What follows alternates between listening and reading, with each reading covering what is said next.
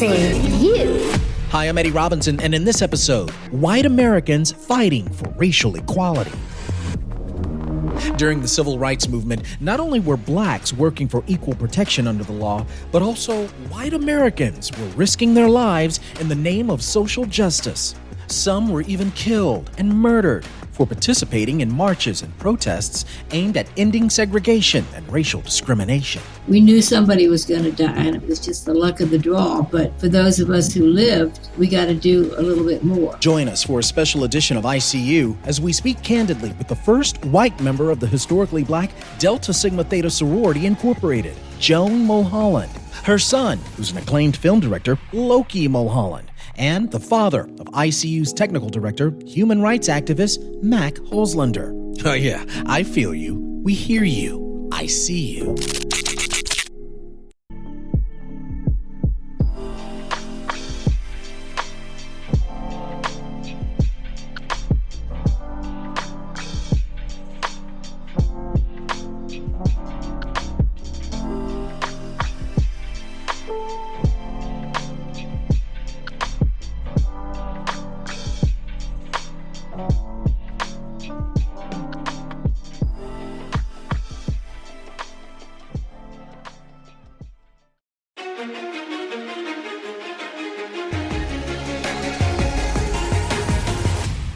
You're listening to ICU. I'm Eddie Robinson. She would participate in nearly 36 sit-ins, was disowned by her segregationist family, and hunted by the Ku Klux Klan for her work in the civil rights movement in the South. Born in 1941 and raised in Arlington, Virginia, she later became one of the Freedom Riders, had been arrested a few times while working with the Student Nonviolent Coordinating Committee, or SNCC as they used to call it, and she even served time on death row at Parchman Prison. That was the most violent correctional facility of the Mississippi State Penitentiary. She also became the first white student to integrate Tougaloo College, a historically black college in Jackson, Mississippi. She's also been featured in several documentaries, including An Ordinary Hero and The Uncomfortable Truth, documentaries directed by her own son. And she joins us virtually from her home in Virginia. And we're so thrilled to have with us civil rights legend, Joan Mulholland. Hey, main man. It is an honor to speak with you, and thanks so much for being a guest on ICU with Eddie Robinson. Well, thank you. You make me sound pretty good. Awesome, good stuff. I'm sure many have asked you this question, but what on earth would motivate a white woman to put herself in harm's way and dedicate her life to desegregating the South? Why? I mean, why would you do such a thing? Well, for one thing, I'm a Southerner, and no apologies. Robert E. Lee is my homeboy, and there's more to him than being a general for the Confederacy. And okay. I went to Sunday school regularly, and we had to memorize Bible verses like, do unto others as you would have them do unto you, and love thy neighbor as thyself. And inasmuch as you've done it unto one of the least of these, my brethren, you've done it unto me. And I took it seriously. And then I think when I was about 10, visiting Grandma down in the old company logging town, not the fancy resort of Oconee, but the logging town, same playmate every summer. We sort of dared each other to go walk through the colored section. That's not quite what we called it, where we were forbidden to go, of course, but we snuck off. And folks were out sweeping their yards and, things like that, hanging up the wash. And when they saw these two little white girls coming, they just made themselves invisible, put down that broom or clothespins and disappear. Now, that was creepy. But then we got to the colored school, which was a one-room shack, never had any paint on it. The door was ajar. You could see the pot-bellied stove for heat, burned coal. No glass or screens in the windows, just wooden shutters. No, I don't think there was any electricity. There was no running water. There was a pump outside with a bucket for the water, and there was one outhouse. But I knew out the other end of town was the fanciest building for miles and miles around. a brand new post-World War II brick school for the white kids. Oh, it's still the fanciest building. And I knew, this was before Brown versus Board and everything, I knew this was not what we learned in Sunday school. This was not fair. And I sort of resolved, couldn't have put it in words, but I knew that when I had the chance to do something to make the South the best it could be, because, we Southerners, we got to stick together. Didn't care about the Yankees. But to make the South it could be for everybody, then I would seize the moment. And that came when I was in college and the sit-ins started. And you participated in 3 dozen sit-ins. There, those had to have been shocking for you. You were a freedom rider. I never went on any demonstrations or things that I was not invited to go on, asked to go on. I wasn't coming down from outside the culture and trying to tell folks what to do. I took my direction. Or if I had an idea, I talked it over with folks. So I did what I was welcomed at, the way they wanted it done. I dropped out of Duke and ended up back in the D.C. area, and the North Carolina college students who had invited the Duke students to join them in the demonstrations. Got it. They said, we haven't heard anything from Howard since SNCC was formed on spring break. You get back, go find out what they're doing, and if they're not doing anything, get them going. Well, I found my way to Howard and asked around, and there was a meeting taking place, I think, that evening of students who were planning to have sit-ins the next day or 2 days down the road. And since I had been arrested in sit-ins twice, and I was from Arlington, where they were going to be sitting in, they asked me to join them. So I did. But I tell you what, you were definitely part of that infamous Woolworths lunch counter sit-in. Yeah. That happened in downtown Jackson, where you were doused over the head with food, mustard, ketchup, sugar. That guy wasted all that sugar on me like I wasn't sweet enough already. It's ICU. I'm Eddie Robinson, talking with civil rights icon Joan Mulholland. Where did you muster the courage? Where did this boldness, this bravery come from? Because if your mother, your grandparents, members of your family probably all thought that you were crazy, right? Sinful. But you are safer staying at that lunch counter if things get rough, where you got your buddies on either side of you and the press usually behind the counter taking pictures and all. And the mob behind you, you're safer to stay at that counter than to have to go through that mob to get out of there.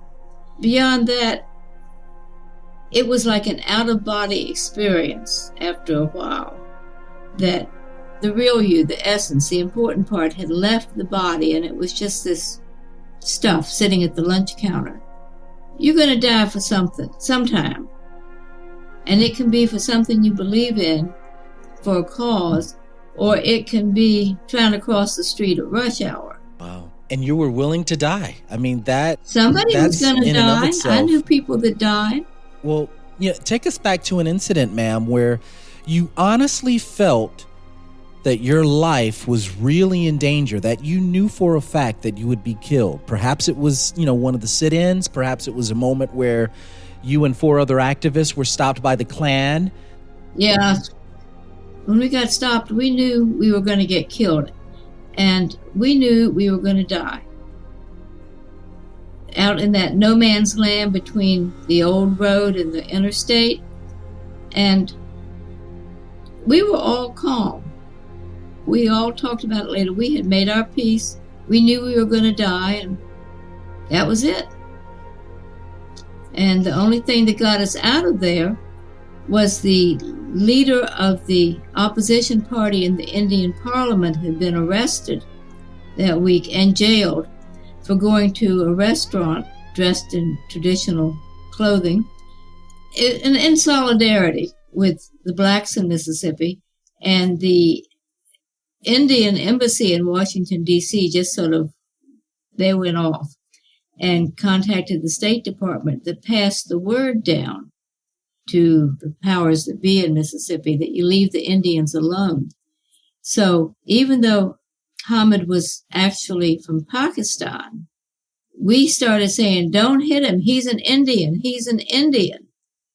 And Hamid wasn't too happy to be called an Indian, but somebody in the crowd picked up on it and got the others to stop. So, and when you say the crowd, these are like Klansmen, right? The Klansmen surrounded the vehicle that you all were in. Well, they weren't in hoods, but I would assume they were Klansmen. They might have been police officers in the crowd too, but, undercover. Okay. That's the closest I think I ever came to dying.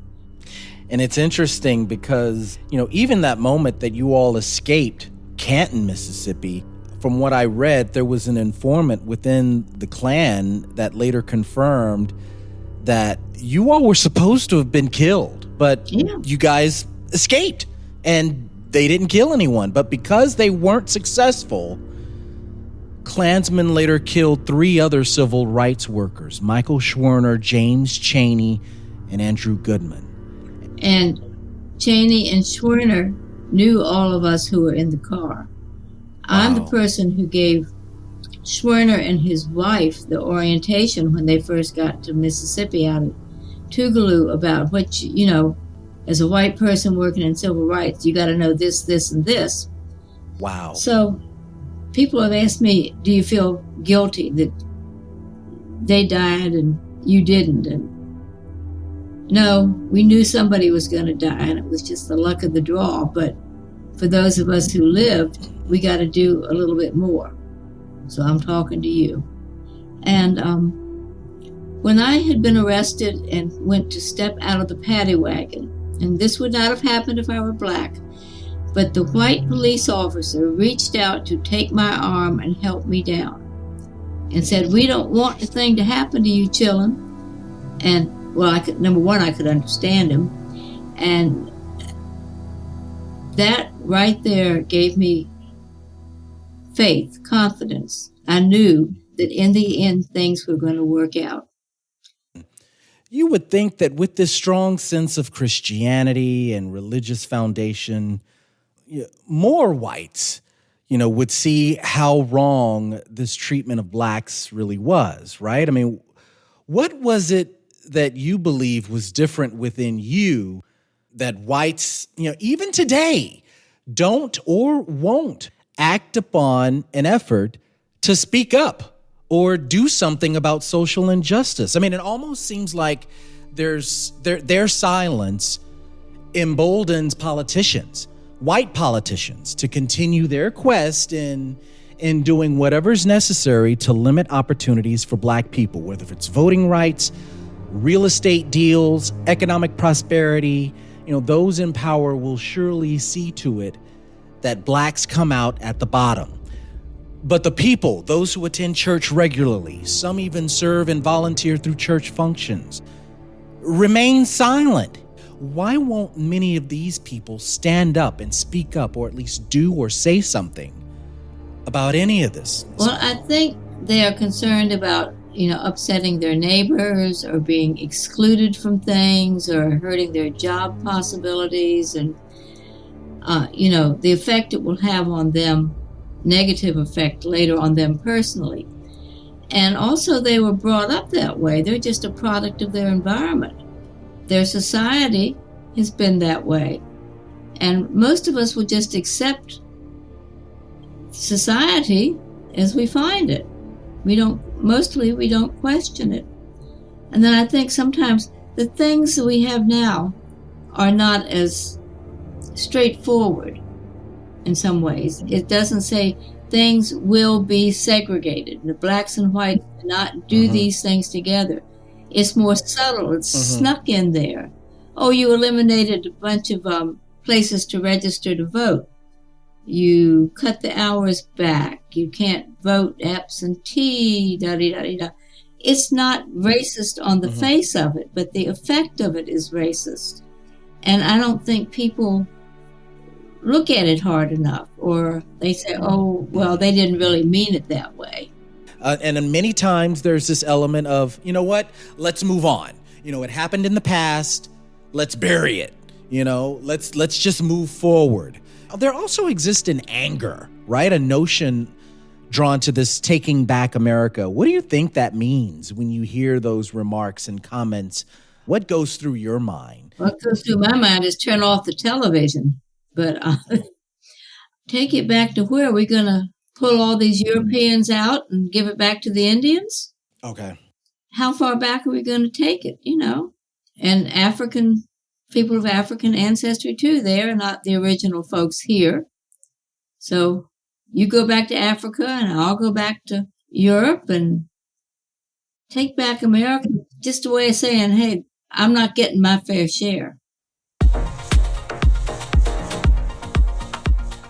Coming up, more with civil rights legend Joan Mulholland, and we'll speak with her 49-year-old son, Loki Mulholland, who's an acclaimed Emmy Award-winning film director and openly admits he never would have done what his mother did back in the 60s and get involved with the civil rights movement. An unguarded conversation you do not want to miss. I'm Eddie Robinson, and I See You returns in just a moment.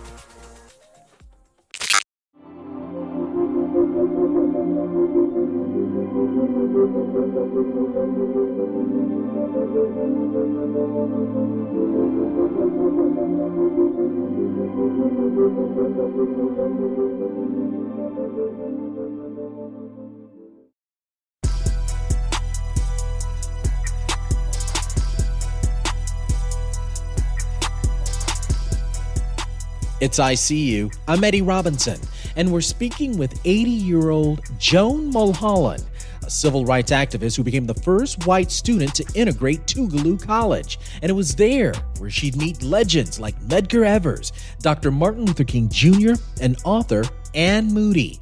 After her retirement as a school teacher, she established the Joan Trumpauer Mulholland Foundation, where she dedicates her life educating youth about the civil rights movement. You were the first white member of Delta Sigma Theta. So I've heard. Talk to us about your experiences, while joining, this predominantly black sorority. Was it a welcoming space? Why did you feel it necessary to be an active member of this organization? Well, on campus, and it was a small school, your social life was pretty well based on what sorority or fraternity you belonged to. And it was sort of the same folks I hung out with anyway, and I got invited to join. And they cut me a little slack, I think, in the hazing, from what I understand. But the folks who went to the Delta meetings were pretty much the same folks that came to the civil rights meetings. And there wasn't, sometimes the discussions were very similar. The topics of concern and all. And those Omega guys were good looking. I don't know what you're... Alpha Phi Alpha. That's what it's all about. Well, you all were gentlemen. Yes, thank you very much. What kind of legacy would you like to leave behind as we look towards the future of 2022 and beyond? And what's happening with our world in a post-January 6th insurrection moment, a post-George Floyd moment? What kind of legacy would you like to leave behind? That I saw something was wrong and I did something about it. And I was just an everyday person who saw the need to step up and do something where I could and bloom where you're planted. You've heard of that term, critical race theory, right? Yeah. Have you? Yeah, I want to get your thoughts on that. Yeah, because, having such an integral role. Critical race theory is U.S. history. Okay. I think it's just people wanting to deny the reality of history. But that's not the way they learned it in school.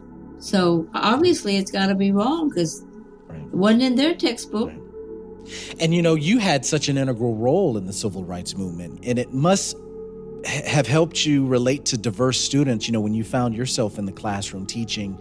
Will there be a point where this attitude of supremacy will indeed prevail, in that it must come to white superiority, not a question of if or even when, but it must prevail, especially, in the state of Texas? Because in my mind, I believe CRT could threaten that ideology. In the end, I don't think it's going to win because the United States, we're not that far down the road from it being a no-majority country. I think in the end, we'll all find a way to manage. I know it can start someplace in Mushroom. All of my sons in school, they liked who they liked. Mm-hmm. One of my number 2 son, Django, he was maybe first or second grade, and the teacher told me, she was concerned that he didn't seem to have many white friends. Now, he went to a no-majority school, elementary school. I said, I hadn't noticed. When I got home, I made a list of everybody, his friends who came over to my house to play, everybody whose house he went to play, and everybody else he talked about as a good buddy at school. Okay. And he was within 1 percentage point of the school population. So I went back to the teacher and showed this to her and said, now my question is, why isn't this true of all the students? And she had been oblivious. She didn't, I hadn't noticed, And 3 of my sons married interracially, Asian and Ethiopian. Oh. So I think they just sort of, if they liked you, they liked you. If they didn't like you, get lost, There you go. This was remarkable. This was such a pleasure. Civil rights legend Joan Trumpauer Mulholland, thank you enormously for your commitment, your contribution, the work you've done to make human relations better for our community, better for our families, better for our future. We are so grateful to you for your courage and for your bravery. Thank you. And thank you. And now it's up for the younger generations to carry it forward. Absolutely. Thank you. Thank you. You're listening to ICU. I'm Eddie Robinson. He's an Emmy Award-winning filmmaker, author, activist, and the son of civil rights legend Joan Mulholland. His documentary, The Uncomfortable Truth, was released back in 2017, but still resonates today. It's a very insightful look at the origins and history of racism in America, as told through the filmmaker's very personal and honest narrative. Please welcome to ICU, Loki Mulholland. Loki, thank you so much for being a part of the show. Oh, thank you for having me.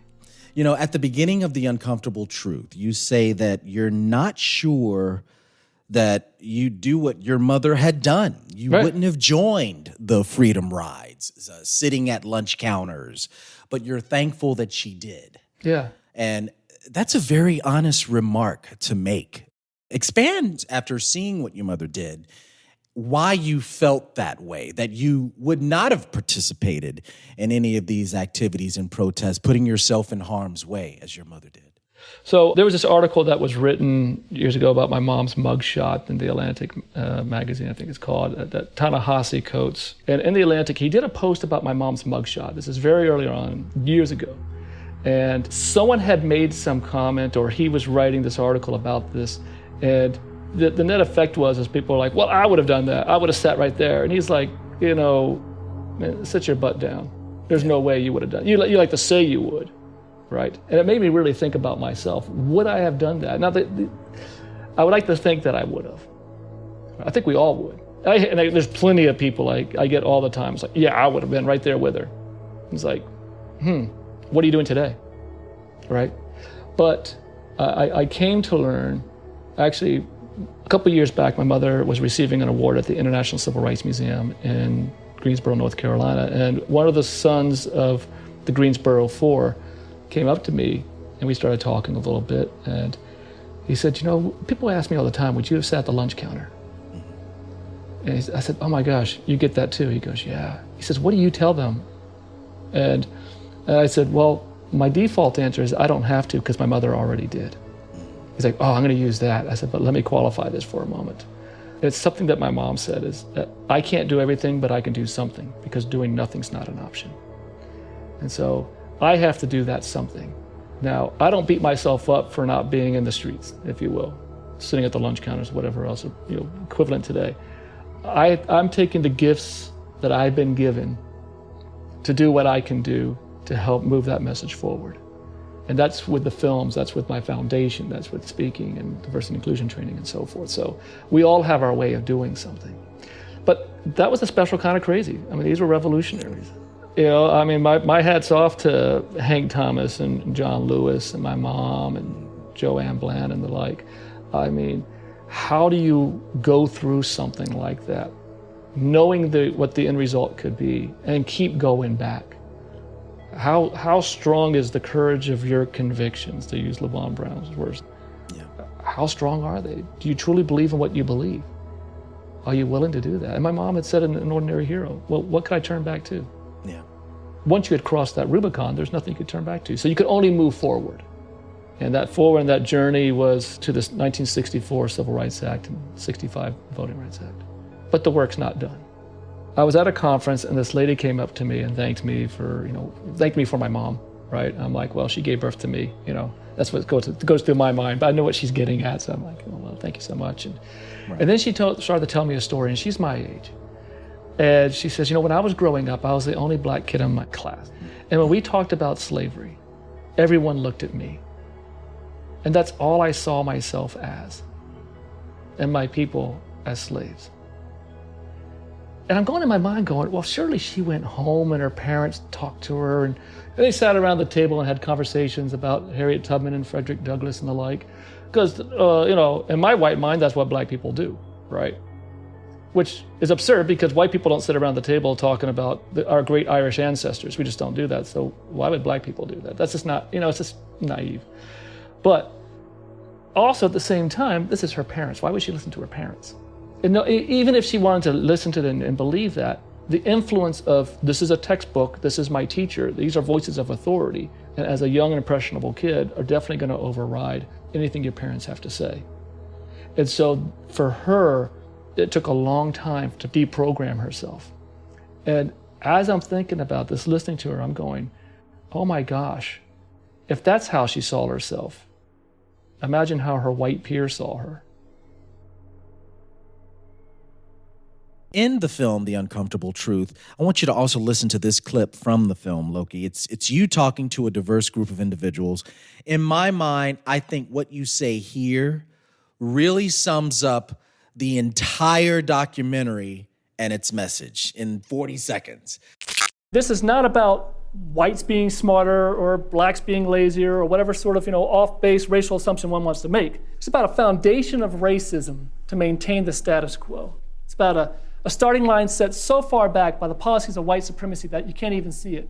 And even if the economic discrimination faced by African Americans ended today, and if they ended right now, it would still take several hundred years for blacks to catch up to whites. Now, when I first heard that, I was like, that doesn't make sense. But just think about it. Look at the GI Bill. It's one policy, and look at its impact after 70 years. Now multiply that by hundreds of policies over hundreds of years. It starts to add up. So when you say it would take blacks several hundred years to catch up, this is an insurmountable task, right? An impossible problem at stake here. Can blacks ever catch up? Well, short answer would be yes, because progress is progress. Does that mean we could do it under the existing system that we have? That's maybe the real question. Dr. King, when he was killed, was pushing the Poor People's Campaign. And that's bringing poor whites and poor blacks together. When everyone sees that they have a common cause, that's when things can truly change. That's right. And so, yeah, I do believe that we can make up that difference. Mm-hmm. But it's not going to happen overnight. Mm-hmm. If all we settled for was Brown versus Board in 54, we would never have the Civil Rights Act. And that was 10 years later that you get that. Are you willing to put in that fight, to put that work in? And going back to my mom, because doing nothing is not an option. We have to be willing to do something, and collectively, all of us. And so, yeah, I do.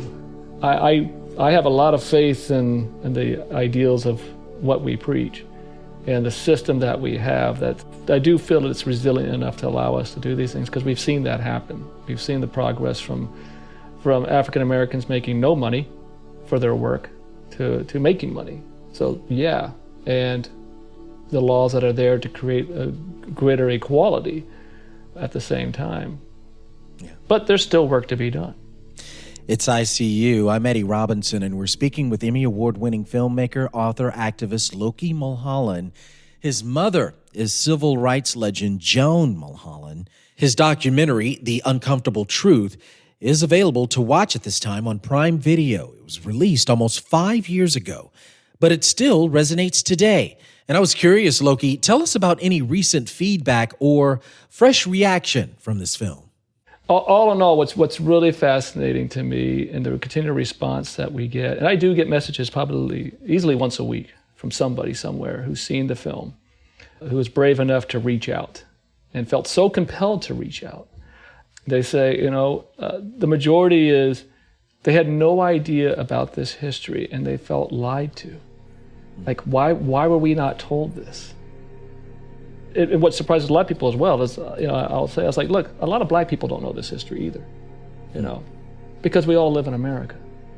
We're all fed the same diet, but it's this narrative that they don't realize was rewritten by the Daughters of the Confederacy at the same time, pretty much almost the same year that Mississippi is rewriting its constitution to usher in Jim Crow. This whole narrative is switching.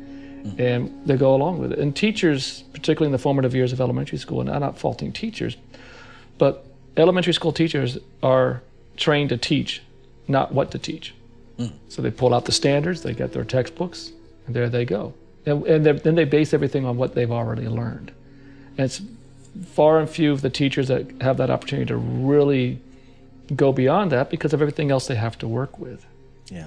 And that's where it's so critical now when we talk about what's in the textbooks, who's writing the textbooks, and getting these additional narratives.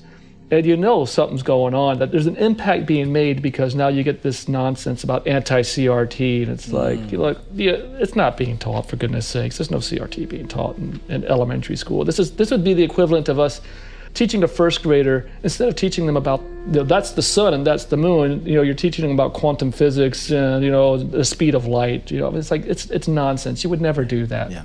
But it's an overwhelming response, a humbling response, to have people really open up and talk about the impact the film has had. You hope you make an impact. Loki, you mentioned CRT, critical race theory. With CRT, in my mind, it's the theory that's not calling America racist, but it's merely saying those racist tropes, those racist themes, supremacist patterns, ideologies were embedded or baked into the laws and policies of our nation. And that linkage to understanding all of that wasn't taught in school. I want to play a clip from a CNN interview with comedian Bill Maher and his interpretation of what critical race theory is and why there's such a blowback with this term, this curriculum. He argues that no one really knows what it is, right, to begin with, right? But he points out that if it has anything to do with teaching an honest history of racism, then he's all for it.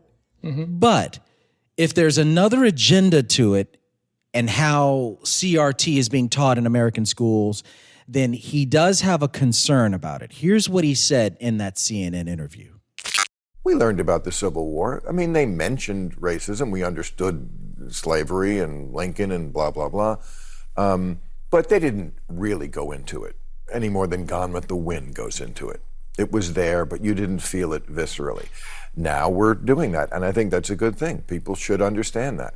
That's different than teaching that racism is the essence of America. That's what people get upset about. Or involving children who are probably not old enough or sophisticated enough to understand this very complicated issue with a very complicated history. My gosh. So you see, Loki, I'm a fan of Bill Maher. Look, he's awesome, but that's where I'd have to disagree with him, because in your film, The Uncomfortable Truth, you show vintage pictures of white school children who were dismissed from school lunches to come and witness lynchings of black people. Yeah. And he's concerned about involving children who are not old enough or sophisticated enough to understand a complicated issue. Is he referring to white children? I mean, because, what's going on here? I mean, I was shaking my head the whole time I was listening to this. It was this, I'm sitting here going, look, black children learn about racism all the time just by existing. Yeah. Right. White children don't have to learn about that.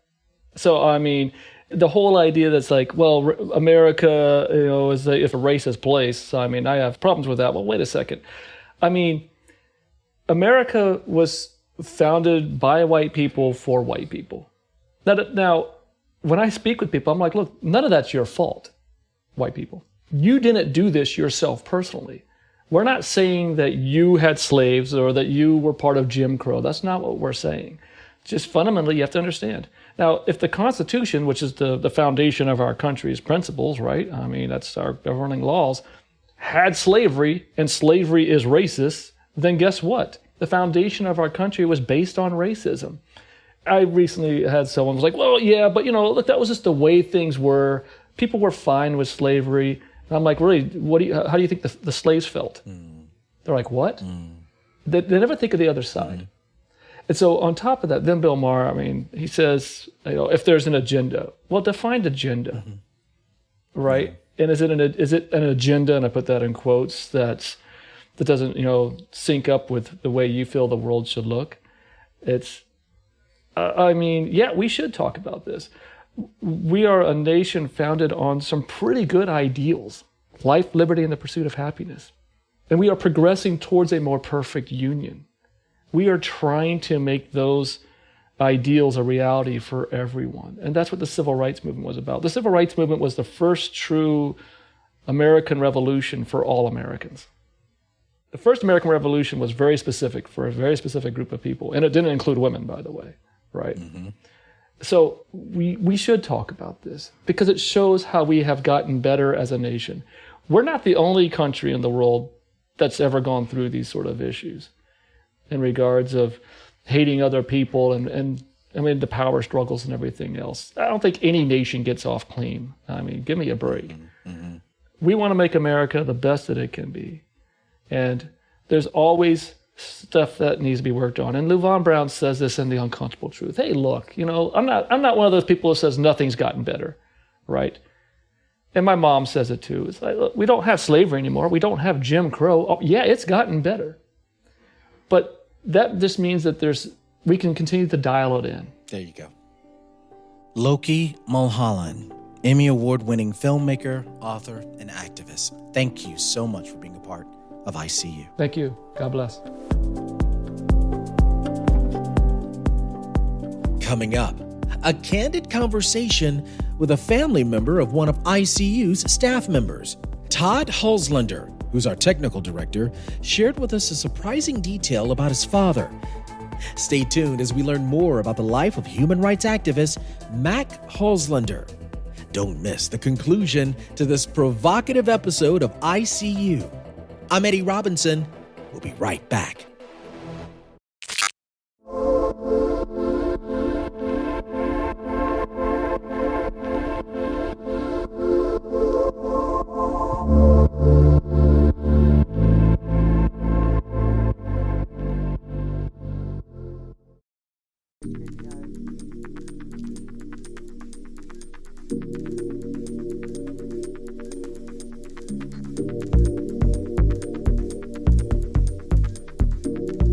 Welcome back to ICU.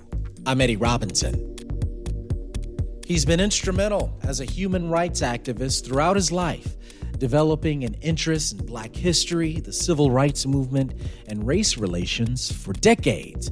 His son, Todd Hulslander, who's white, works as our technical director of ICU. And upon working on this show months before our show launch, Todd mentioned to me that his father, who's also white, attended the historically Black college, Howard University. While at Howard University, he was most likely shoulder to shoulder with our first guest, Joan Mulholland, as he too was a civil rights activist who participated in demonstrations during the civil rights movement. He also worked as a teacher of former plantation workers in Freedom City, Mississippi, and worked for racial justice for the Raleigh Community Relations Commission and the city's area urban ministry program in North Carolina.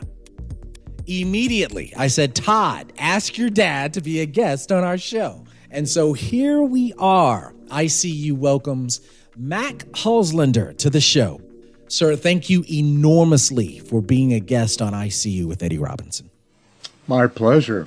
And first things first, why Howard University? I mean, what led you to this decision of attending an historically black college back in the early 60s, especially while the civil rights oven was just about to erupt like a charged volcano back in those days?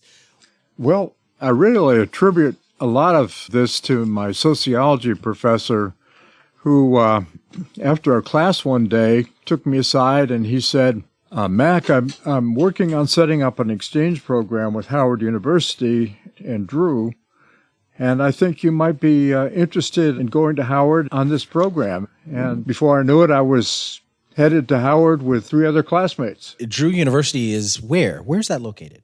That's in Madison, New Jersey, about 24 miles out of New York. That's awesome. And then you attended Howard what year? Do you remember? I was there the spring semester of 1960. Okay.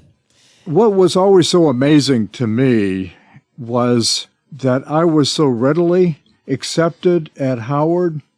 And I think part of that acceptance had to do with the fact that I was kind of a novelty on campus, maybe. Yeah. I mean, there were just so many experiences during that time at Howard that opened my eyes to a lot and really catapulted me into a whole career related to working in the area of racism and race relations. Can you remember or share with us some of those moments that sort of astounded you, or at least maybe like shocked or surprised your system to say, you know what, something really needs to take place. This is not right.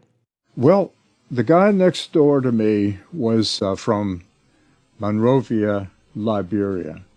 And at that time, the local movie theater was segregated. His name was Jim Cox. Jim had no trouble going to the theater. And I said, why is that? Well, he was African, and that was a big difference. The theater would allow him as a very black African to enter the theater, but if you were a local resident, you couldn't. I mean, you could be in a segregated section.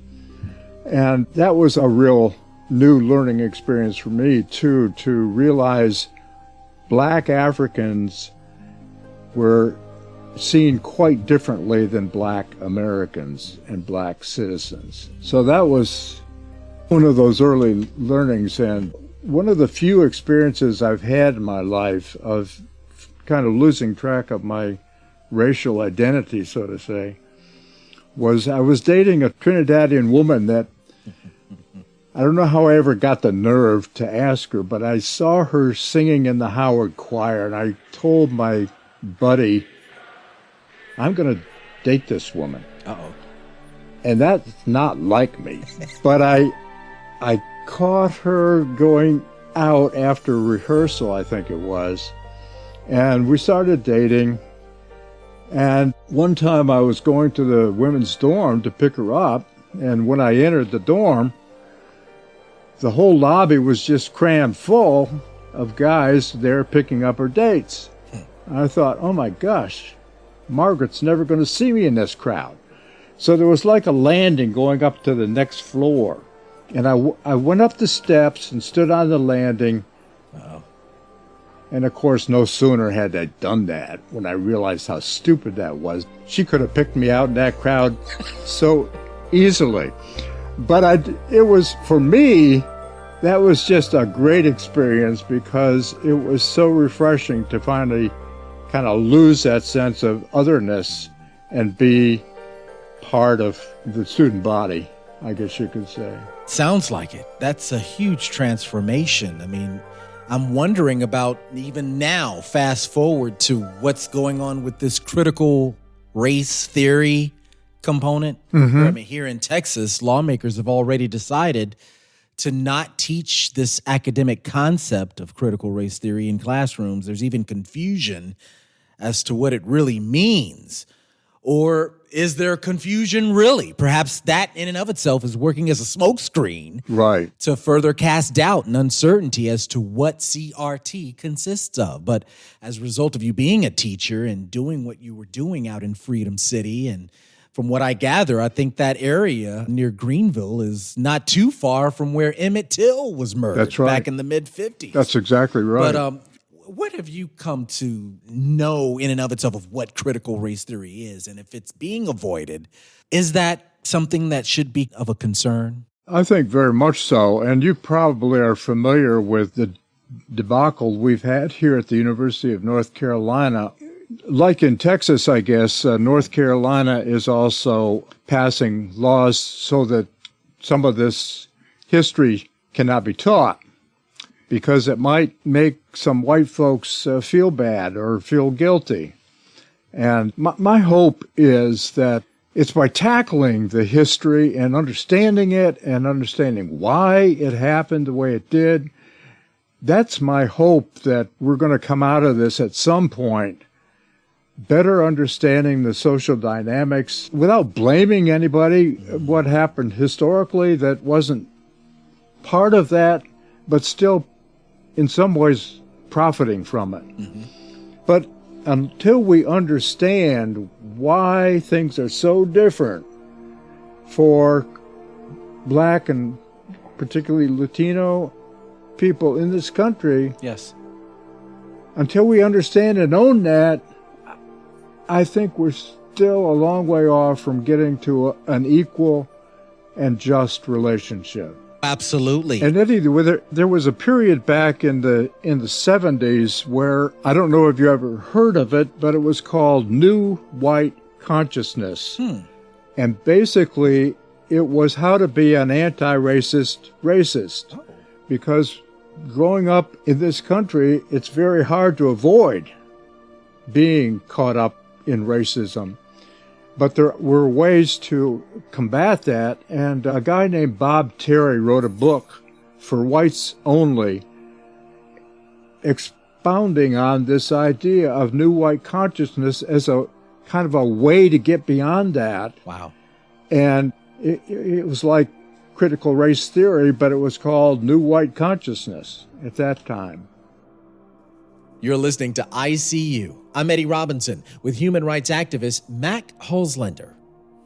I'm grateful, that we have a platform here that allows not only Black voices to be recognized, but white voices as well. And especially, and I really would like to get your thoughts as we wrap up, Mr. Holzlander, your thoughts on our future and what is happening with our country. You look at January 6th and the insurrection that happened there. You look at post George Floyd and what happened there. All of these incidents, the verdict coming from the Ahmaud Arbery case out in Brunswick, Georgia, all of these moments, these incidents had to have resonated with you, Mac, on some level. Tell us, where do we go from here? Eddie, I think one of the major dilemmas, and in a way it goes back to critical race theory, but it's the whole thing with fake news and misinformation. And when we as Americans cannot look at the same body of facts and accept them as fact, we're in real trouble. And I think there is a reservoir of goodwill in this country, and that the words justice and reconciliation are not empty concepts. And like King, I do think that the long arc of history leads towards justice. But we know from that history that it's a long struggle and a continuous struggle. So it's not like you ever get beyond it.